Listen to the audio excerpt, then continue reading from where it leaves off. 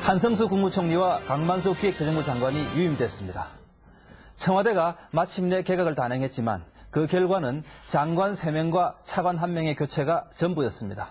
예상과 달리 소폭에 그친 개각에 야권은 국민들의 기대에 찬물을 끼얹은 생색내기용 개각이라며 크게 반발했습니다.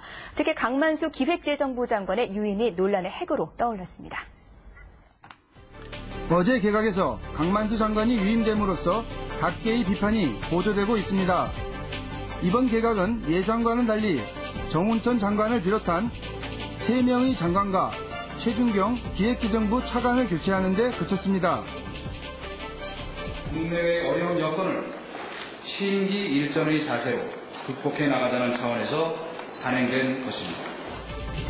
교체 논란에 휩싸인 강만수 장관은 유임된 반면 강 장관과 함께 최강 라인으로 불리며 성장 위주의 경제 정책을 주도해왔던 최준경 차관은 고환율 정책에 대한 실무 책임을 물어 경질됐습니다. 그러나 야당은 강만수 장관을 지키기 위해 차관에게 모든 책임을 떠넘긴 대리 경질이라며 청와대를 강하게 비판했습니다. 경제팀 바꾸라고 했는데 기획재정부 차관 정도를 교체하면서 개각이라고 주장하고 있습니다. 마치 대박이라도 칠 것처럼 그렇게 했습니다만 오늘 쪽박 인사로 그치고 말았습니다. 정부가 또 국민을 속이고 우롱하는 쇼를 한 것입니다. 여당 내에서도 경제팀의 정책 실수를 지적하는 목소리가 높습니다.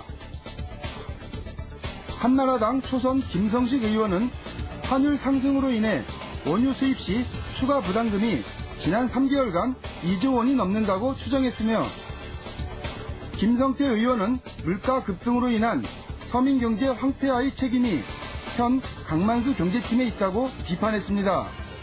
고환율 정책 유지로 소수의 대기업과 성장과 수출에는 일부 도움이 됐을지는 모르겠습니다. 예. 하지만 고유가와 맞물린 물가 급등과 서민 경제는 항폐화되는데 사실상 책임을 회피하기는 어려운 거죠. 예. 강만수 장관의 취임 이후 소비자 물가는 급속도로 상승했습니다. 소비자 물가 상승률은 지난달 5.5%까지 치솟아 9년여 만에 최고치를 기록했습니다.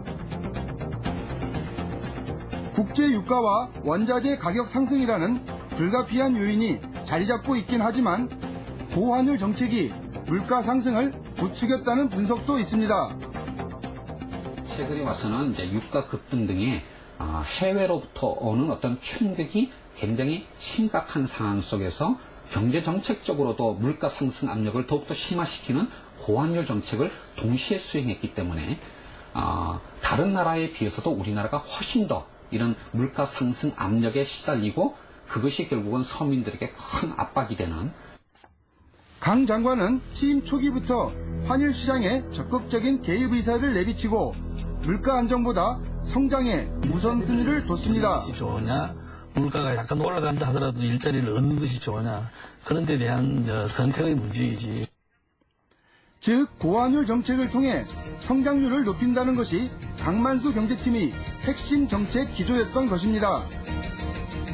그러나 한국은행이 환율과 유가에 따른 소비자 물가와의 상관관계를 분석한 결과를 보면 지난 6개월간 17.2% 상승한 환율은 소비자 물가를 1.38% 끌어올린 반면 48.5%가 상승한 유가는 소비자 물가를 0.97% 끌어올리는 데 그쳤습니다. 결국 환율이 유가보다 소비자 물가에 더 큰 영향을 준 것입니다. 유가 상승은 우리가 통제할 수 없는 대외적인 충격이지만 환율 상승에 따른 효과는 경제 정책을 잘못 써서 생긴 그런 어떤 효과라는 점에서 바로 이것이 이명박 정부의 경제팀의 가장 잘못된 경제 정책의 오류라고 지적이 되고 있는 것입니다. 강만수 경제팀은 국제 유가가 연일 사상 최고치를 갈아치우고 물가가 급등하자 외환 보유고를 통해서라도 환율 방어에 나서겠다고 밝혔습니다. 이를 두고 정부가 시장에 지나치게 개입하는 관치주의라는 비판이 거세게 제기되고 있습니다. 선진화라는 이름을 계속 주장을 하면서 실질적으로는 민주주의와 시장경제를 후퇴시키는 후진화 정부가 되는 꼴이 돼서 이거 뭐 굉장히 문제가 많은 게 아닌가. 경제팀의 정책은 이미 시장의 신뢰를 잃었으며 이를 회복하기도 쉽지 않을 것이라는 전망입니다.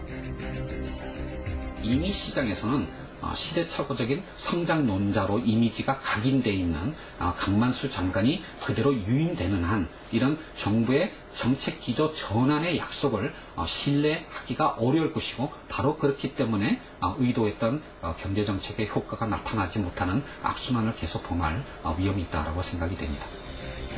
청와대는 경제 위기가 주로 외부적인 요인에 기인한다며 강 장관을 옹호하고 나섰습니다. 시장에서 신뢰를 잃어버린 경제팀이 위기에 빠진 한국 경제의 사령탑이 될 수 있을지 우려 섞인 시선이 늘어나고 있습니다. 시다투나잇 최필곤입니다. 제3의 오일 쇼크라며 이제는 경제 살리기에 횃불을 들어야 한다던 이명박 대통령. 그럼에도 경제 위기의 책임에서 자유롭지 못한 강 장관을 유임시킨 것을 보면 아직도 성장 중심 정책에 대한 미련을 버리지 못하고 있는 건 아닌지 모르겠습니다.